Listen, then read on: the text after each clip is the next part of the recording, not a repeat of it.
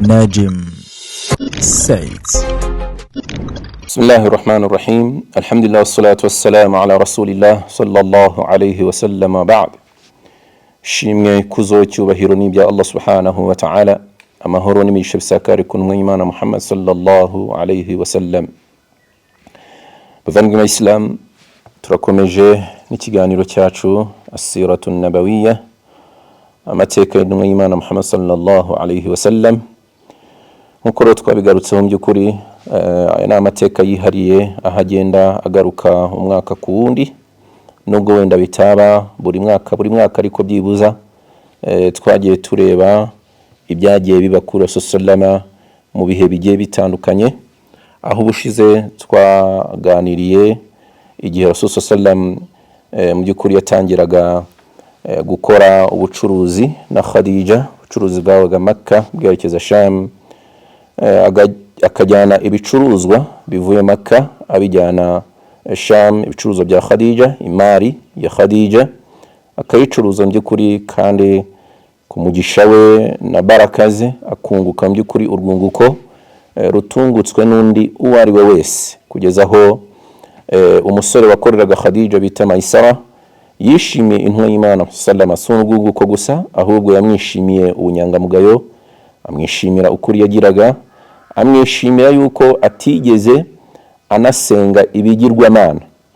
Mu by'ukuri iki nacyo cyashimishije Khadija, kubera ko na Khadija nawe ntago yaranzwe no gusenga ibigirwamana mu gihe cye, dore yuko abenshi muri kiriya gihe mu by'ukuri basengaga ibigirwamana. Reka rero inshallah mu minota mikeya nanone tuganire ku icyo nakwita wenda itangiriro cyangwa uburyo Rasulullah sallama na Khadija babanye, byagenze gute, byagenzutse kugira ngo mu by'ukuri babashe kubana nk'umugore n'umugabo, dore yuko Khadija amwe mu mateka agaragaza yuko yari afite imyaka 40, nubwo hari izindi riwaya zigaragaza yuko yari afite imyaka 35, izindi riwaya zikavuga yari afite imyaka 28, ariko alhasil nuko Khadija radiyallahu ta'ala anha yarutaga intumwa y'Imana Muhammad sallallahu alaihi wasallam, kandi icyo gihe na Rasulullah sallam yari umukozi umukorera mu bucuruzi bwe. Mu by'ukuri rero Khadija akimara kwishimira imico n'imyitwarire n'ukuri kw'intumwa y'Imana Muhammad sallam, Khadija yaramwishimiye, ariko nk'umugore agira isoni kugenda kubibwira cyangwa gufesinga intumwa y'Imana sallam amubwire yuko wenda yamukunze, yifuza yuko babana. Icyo gihe byabaye ngombwa yuko atuma yohereza inshuti ye bitaga Nafisa, ambye ati mu by'ukuri nishimiye uriya mugabo, nishimiye intumwa y'Imana sallama, bitewe n'ukuri kwe, bitewe n'ubunyangamugayo bwe, bitewe n'uko ari umuntu ukora, uzi gukora, uzi n'akazi, bitewe n'uburyo bakoranye mu bucuruzi. Ambye ati rero wowe ugenda umunganirize, niwumva byashoboka yuko twabana, mu by'ukuri bizaba ari byiza kandi bizanshimisha. Hano twibuke yuko Khadija radiyallahu ta'ala anha yari umugore mukuru umaze gushakwa inshuro ebyiri. Abagabo be bitaba Imana, yashatswe n'umugabo wa mbere yitaba Imana, ashakwa n'umugabo wa kabiri nawe yitaba Imana. Ubwo rero Rasul sallallahu alaihi wasallam yari umugabo wa gatatu. Uyu nshuti ye rero Nafisa yaragiye yegera intumwa y'Imana sallama amuganiriza mu by'ukuri yuko Khadija yamwishimiye kandi yifuza yuko babana. Rasul sallam aravuga ati ese ko nta bushobozi mfite, ko nta mafaranga mfite, inkwano n'iki, kwa kundi nyine umwana bakiri muto yakiri umusore agishakisha ubuzima ataragera ku mafaranga. Ubwo aravuga ati ngewe nta kibazo, ariko impungenge mfite nuko nta bushobozi mfite, ndi umukene, kandi wenda imibereho yanjye n'ubuzima bwanjye akakanya butabasha kuba bwatunga umugore. Nafisa arambwira ati rero ibyo ntubigireho ikibazo, dore yuko wakwifuje ari Khadija, kandi Khadija uramuzi yuko ni umukire, afite amafaranga, afite ubushobozi bwe, Allah azabafasha mubane kandi mubane neza. Icyo gihe rero Rasul sallallahu alaihi wasallam yarabyemeye, arangije abwira se wabo wamureraga cyangwa bari kumwe Abu Talib, amubwira ibyabaye. Mu by'ukuri icyo gihe bafata inshingano zo kujya mu miryango ya Khadija kugira ngo babashe kuba bamusaba bafata irembo mu rwego kugira ngo babashe kubana. Kandi koko niko byagenze. Abu Talib yabashije kujyana n'intumwa y'Imana sallama n'abandi bagabo bakeya bajya kwa se wabo wa Khadija, babasha kuba babasha gusaba no gukwa.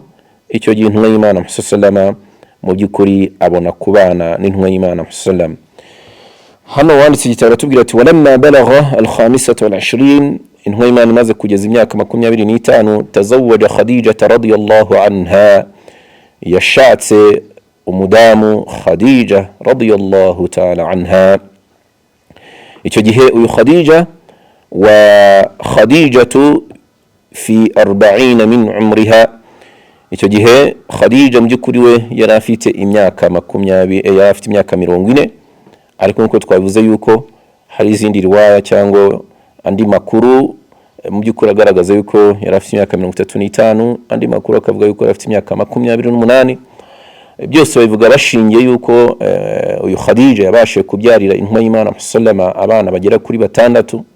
Avuga ati rero ntago umugore w'imyaka 40, kandi tuzi ko twese abagore abenshi bacura bageze ku myaka 43, 44, 45, ntago umugore w'imyaka 40 yari kubyara abo bana 6, kuko kubyara abana 6 byibuza ni ibintu bitwara imyaka hagati y'imyaka 8 n'imyaka 10. Ubwo rero intumwa y'Imana sallama uyu Khadija niyo mpamvu bahera bavuga ati ashobora kuba atari afite imyaka 40, ahubwo ari 35 cyangwa 28. Ariko icy'ingenzi zose ni riwaya ziri sahih. Icy'ingenzi nuko Khadija yarutaga intumwa y'Imana Muhammad sallallahu alayhi wasallam. Rasul sallallahu alayhi wasallam mu by'ukuri akimara gushaka Khadija, ibi byose byari imbere yuko ahabwa ubutumwa, mbere yuko amenyekana nk'intumwa y'Imana Muhammad sallam, mbere yuko isi n'amateka mu by'ukuri amumenye yuko ari intumwa y'Imana Muhammad sallallahu alayhi wasallam. Ubwo rero babagaho nyine mu buzima busanzwe bw'abantu babagaho muri icyo gihe, ariko bo ntibigeze mu by'ukuri babasha kubanamira no kubamira ibigirwamana. Rasul sallallahu guhera kiri muto mu by'ukuri ntiyigeze yunamira ikigirwamana, na Khadija nawe ntiyigeze yunamira ikigirwamana. Barashiriho kubyarana abana 6, harimo abahungu 2 n'abakobwa 4. Amateka rero aratubwira yuko by'ukuri Rasul sallallahu alayhi wasallam umwana we w'imfura ni al-Qasim. Qasim ni umwana wa mbere w'umuhungu w'intumwa y'Imana Muhammad sallallahu alayhi wasallam. Uyu mwana mu by'ukuri ntago yabashije gukura ngagere kure, dore yuko yitabye Imana ku myaka 2 yari amaze kwitaba Imana. Akaba ari umwana wa mbere w'intumwa y'Imana Muhammad sallallahu alayhi wasallam. Umwana wa kabiri yari umukobwa uzwi ku izina rya Zainab binti Rasulillah sallallahu alayhi wasallam. Uyu Zainab rero mu by'ukuri amateka tugaragariza yuko we alhamdulillah yarakuze, arakura, agera n'igihe cyo kuba yashaka umugabo. Aza gushaka umugabo wo mu muryango wa nyina wa mama wabo, kubera ko uwashatse Zainab ni nkuko ni nka hari musaza we, kubera ko yashatswe n'umwana wa nyina wabo witwaga Hala bintu Khuwaylid, ari murumuna wa Khadija bintu Khuwaylid. Babyarana umwana cyangwa uyu Hala yari afite umwana witwa Abul As ibn Rabi'a. Uyu rero Abul As niwe washatse Zainab, umukobwa w'intumwa y'Imana Muhammad sallallahu alayhi wasallam. Barabanye rero nk'umugore n'umugabo, ariko babana mbere yuko intumwa y'Imana Muhammad sallallahu alayhi wasallam ahawe ubutumwa. Igihe rero Rasul sallallahu alayhi wasallam yahabwaga ubutumwa agatangira gutangaza ubuyisilamu, mubo yakoreye da'wa n'uyu mukobwa we byanze bikunze mukoreye da'wa, kandi umukobwa we aramwumvira aba umuyisilamu. Zainab abasha gukurikira idini rya papa we Muhammad sallallahu alayhi wasallam, ariko wenda amahirwe make umugabo we Abul As we ntiyagize amahirwe yo kuba umuyisilamu, akomeza mu by'ukuri kwinangira ariko by'ukuri bakomeza kubana. Abul As atari umuyisilamu na Zainab ari umuyisilamu. Hano rero umuntu ashobora kwita yibaza yuko ati kubera iki noneho abantu batari abayisilamu iyo bagiye gushaka abayisilamu kazi tubyanga, kandi hano tuvuze yuko uyu Abul As yabanaga na Zainab ari umuyisilamu, uyu mugabo atari umuyisilamu. Igisubizo nuko amategeko yo kubuza abahakanyi gushaka abayisilamu kazi, aya mategeko yari ataraza kubera ko Rasul sallallahu agiye mara guhabwa ubutumwa mu myaka 13. Mu by'ukuri habaye igihe cyo kwigisha abantu Imana no kuyoboka Imana, tawhid. Twese turabizi yuko imyaka 13 mu Imana iri Makka, Allah subhanahu wa ta'ala n'inyigisho za Qur'an n'inyigisho z'Imana Muhammad sallallahu alaihi wasallam zibandaga mu kwigisha abantu Imana, banze bamenye Imana, bamenye ubuhambare bwa Allah subhanahu wa ta'ala, bemera Imana ukuri ko kuyemera. Dore yuko nyuma y'imyaka 13 bari Makka, mu by'ukuri bimuka bajya Madina, nibwo amategeko menshi yatangiye gusohoka. Ubwo rero hano uyu mugabo wa Zainab mu by'ukuri yabanaga na Zainab, ariko hatarasohoka itegeko ryo kubuza abayisilamu kazi gushakwa cyangwa kurongorwa n'abatari abayisilamu. Mu by'ukuri rero babashije kubona umwana, reka tumwite ni umwuzukuru w'intumwa y'Imana sallama, bamwita Umama bintu Abil As ibn Rabi'a. Uyu ni umwuzukuru wa mbere w'intumwa y'Imana sallama, wabyawe cyangwa waturutse ku mukobwa we Zainab bintu Rasulillah sallallahu alayhi wa sallam. Uyu mukobwa rero amateka tugaragariza yuko nyuma yaho Rasul sallallahu alayhi yimuka ajya i Madina. Icyo gihe by'ukuri Rasul sallallahu byabaye ngombwa yuko abwira umukobwa we w'Abayisilamu, tugiye i Madina, nawe kandi ugomba kuza, ntago uzasigara munsi y'amaboko y'umuhakanyi, kandi Abayisilamu bose twimutse tugiye. Icyo gihe Zainab akurikira papa we, bajya i Madina, ari naho by'ukuri muri icyo gihe amategeko noneho yasohokaga yuko nta muhakanyi ugomba kuba atunze umuyisilamu kazi. Ariko alhamdulillah nyuma yaho uyu Abul As yaje ku umuyisilamu yinjira idini, noneho abasha kubana ku mahoro n'umukobwa w'intumwa y'Imana sallama Zainab. Uyu ni umwana wa kabiri w'intumwa y'Imana Muhammad sallam.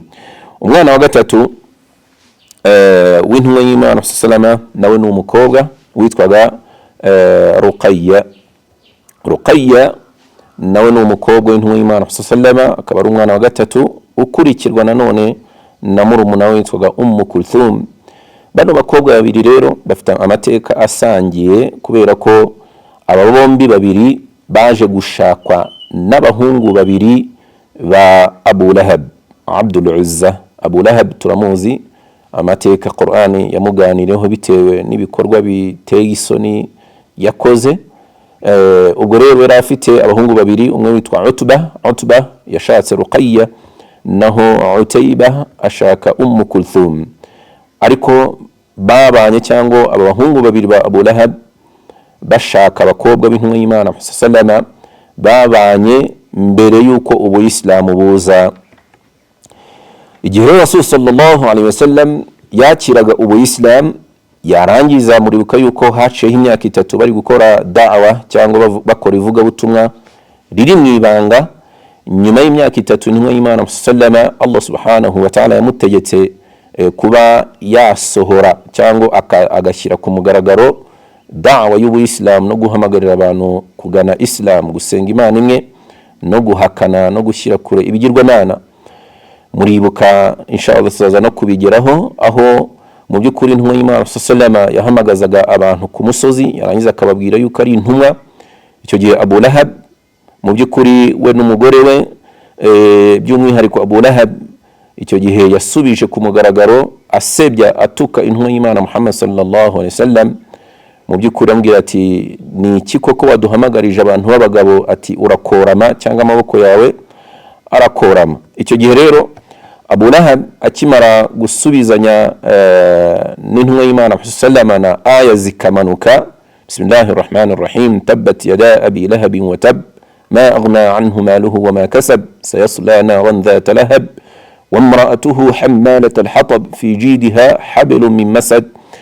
Abu Lahab akimara kumva izi aya zamanutse kubera we, nawe zimuvuma zimugaragariza yuko ari we woramye n'umugore we kandi bazajya mu jahannam, yararakaye. Akimara kurakara agenda iwabo cyangwa agenda iwe yihuta ajya kuri ba bahungu be babiri Utba na Utayba, arangije abategeka yuko bagomba guhitaraka cyangwa guhagatanya abakobwa b'intumwa y'Imana sallallahu alaihi, dore yuko icyo gihe byasaga nkaho none hari abanzi. Avuga ati ntago twakomeza kubana cyangwa ntago abakazana banjye nakomeza kubana nabo kandi papa wabo twamaze kuba banzi na Qur'ani ye yamanutse iri kuntuka. Icyo gihe rero Abu Lahab yategetse abahungu be Utba na Utayba guhitaraka no kwirukana no gusenda abakobwa b'intumwa y'Imana Muhammad sallallahu alaihi wasallam, aribo Ruqayya na Kulthum. Icyo gihe bose batahira rimwe, bahabwa itaraka umunsi umwe, basubira mu rugo rwa papa wabo umunsi umwe. Mu by'ukuri byari ibintu biteye agahinda bitari byiza kuri intumwa y'Imana sallama, ariko arihangana, ubuzima burakomeza. Ubwo rero abona abana mu by'ukuri b'intumwa y'Imana sallama, dore yuko Allah subhanahu wa ta'ala nyuma yaho yaje kubashumbusha, akabaha umugabo mwiza Uthman ibn Affan radiyallahu ta'ala anhu. Yabanje gushaka Ruqayya, Ruqayya aza kwitaba Imana.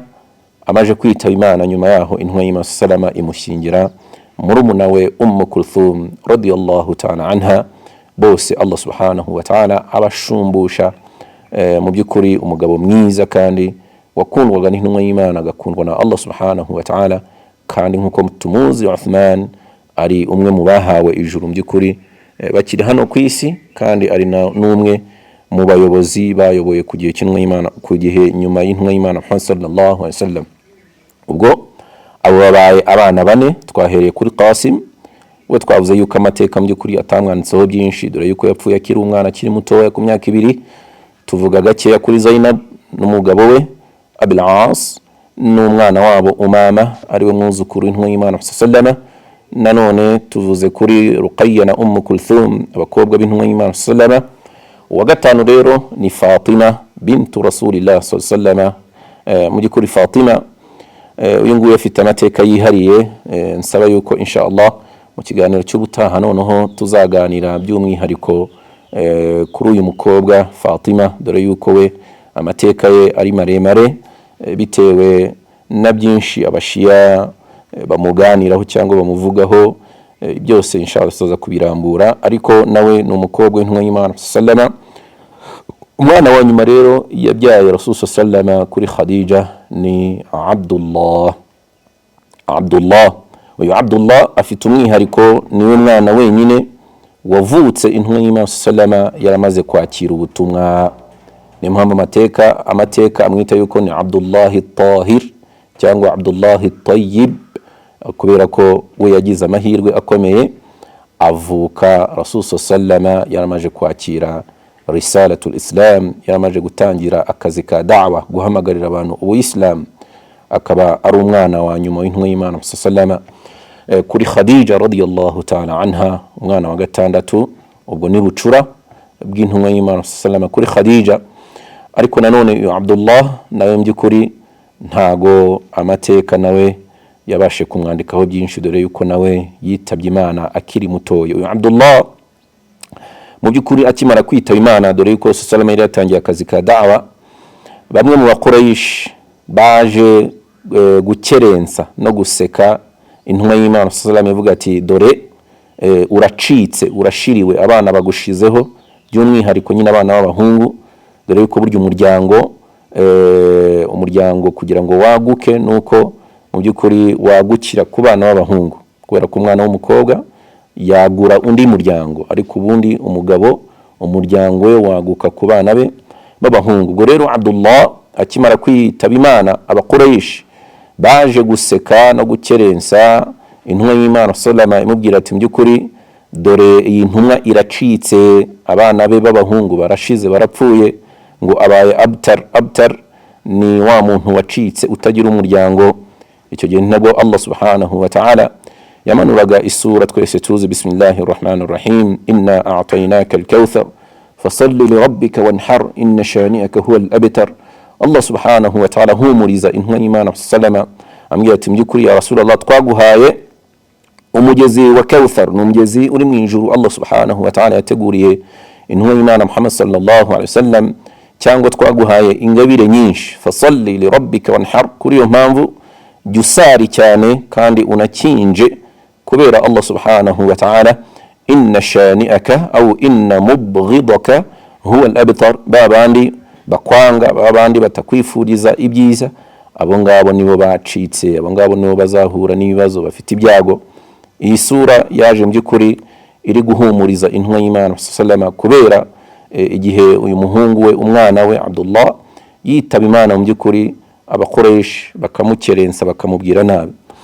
Umwana we wa nyuma Rasul sallallahu alaihi wasallam ni umwana wa karindwi witwa Ibrahim, wavutse ku mpano igihe intumwa y'Imana sallama yandikaga ibaruwa zirindwi akazohereza ku bami barindwi bari bayoboye icyo gihe isi, abahamagarira ubuyisilamu, abakorera da'wa.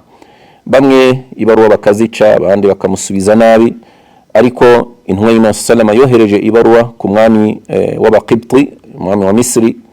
Arangije asoma ibaruwa ye aranayakira, ariko we ntiyayica, ariko mu kumusubiza yamusubije amuha impano nyinshi. Muri izo mpano rero yamwohereje impano y'umujakazi Maria al-Qibtiyya. Intumwa y'Imana sallama iramwakira, iranamushaka, ariwe babyaranye umwana we wa nyuma wa karindwi, ari bita Ibrahim ibn Muhammad sallallahu alaihi wasallam. Uyu Ibrahim rero nawe mu by'ukuri nawe ku mezi 18, we nta nubwo yuje imyaka 2, nawe yaje kwitaba Imana. Ubwo rero urupfu rwababaje intumwa y'Imana Muhammad sallam, ramubaza mu by'ukuri kubera ko yaje kumureba umwana ari kuvamo roho, ari kwitaba Imana, ari gupfa. Arangije aramuterura, amarira ari kumanuka ku matama y'intumwa y'Imana Muhammad sallam. Mu by'ukuri mu basangirangendo bari aho hafi harimo Abdurrahman ibn Auf, abaza intumwa y'Imana Muhammad sallam ati, ya Rasulullah, nawe koko warira koko?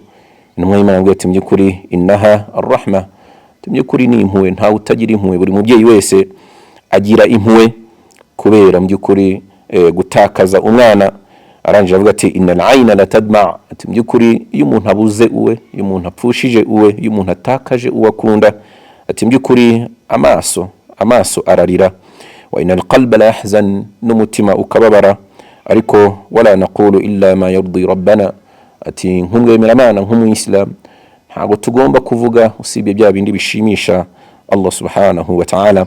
Ati wa inna li firaqika ya Ibrahim la mahzunun, ati by'ukuri mwana wanjye Ibrahim, kuba utuvuyemo, kuba udusize, kuba witabye Imana, ati by'ukuri biratubabaje kandi turababaye cyane. Ubwo rero nawe uyu Ibrahim ntabwo yabashije gukura, ntabwo yabashije kuba umwana mukuru, mu by'ukuri yaje kuba yakwitaba Imana akiri umwana muto y'uruhinja rw'amezi 18. Ubwo rero muri aba bana barindwi b'intumwa y'Imana Muhammad sallallahu alaihi wasallam, abahungu 3 ntabwo babashije kugira amahirwe yo gukura, ariko nanone n'abakobwa 3 bose bapfuye intumwa y'Imana akiriho.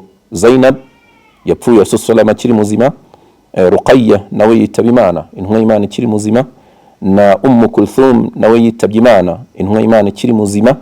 Usibye umukobwa umwe cyangwa umwana umwe twavuze yuko tuzaza kuganira amateka ye by'umwihariko, ariwe Fatima bintu Rasul sallam, uyu niwe wapfuye nyuma yuko intumwa y'Imana sallam yitabye Imana, nyuma yaho amezi agera kuri 6. Nshamake rero Rasul sallallahu alaihi wasallam yari afite abana 7 n'abuzukuru 7. Umwuzukuru wa mbere twavuze ni Umama, wabyawe na Zainab. umwuzukuru wa kabiri ni Abdullah wabyawe na Ruqayya amubyaranye na Uthman ibn Affan.